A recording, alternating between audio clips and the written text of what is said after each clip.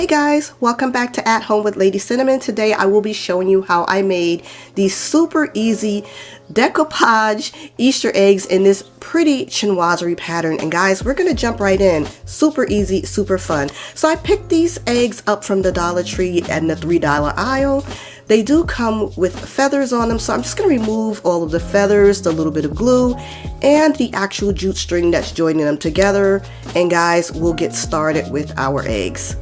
Now, if you have white eggs, you can skip this next step because I am going to be painting these out in a white so that way my actual napkins that I'm going to be using, that the color is vibrant and pops and does not bleed through. But if you have white foam eggs or white eggs that you'll be using, you can skip this step.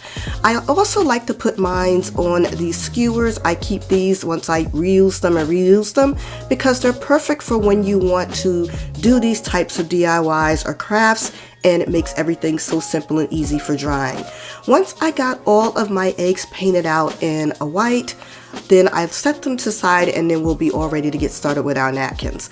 So you could pick any napkins you want. I'm trying to build on my little bit of chinoiserie, so I'm using these. I went ahead and separated the base from the top. That's the part I'll be using, and then I went ahead and just basically cut these into squares so that way it'll make it so much easier for using them for decoupage. And we're gonna get started now. Next thing you're gonna do is grab your Mod Podge, your Elmer's glue, your decoupage, whatever is convenient for you, and you're gonna apply a little bit of it to your egg now that it's dried. And guys, please don't make too much fuss over it because this is so easy and quick and simple. As you can see, all I'm doing is applying my napkin where I applied my decoupage, and then I moved on to the next area, and it really is that simple. Don't worry about the excess napkin. You can either overlap it or you can trim it off.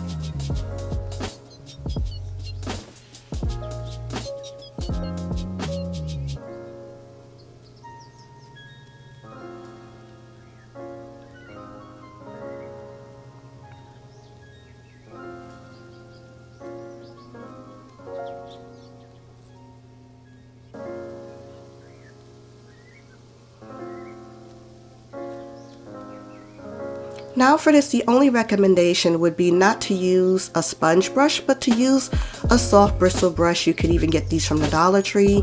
They're very inexpensive. And guys, that's basically it. Once you're done with your egg, you do want to give it a full coat afterwards, so that way when it dries, it does have a little bit of luster. I wouldn't recommend using a matte Mod Podge, but one that has some luster to it, which is what I use for this little DIY craft.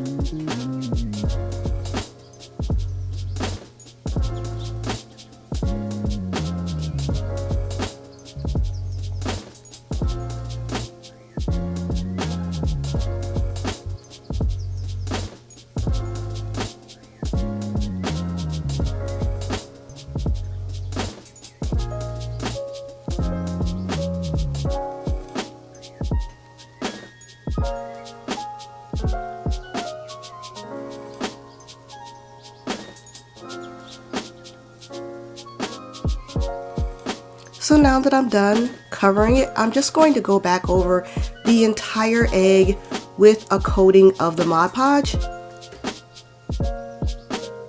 And then I'm going to be setting them to the side to dry.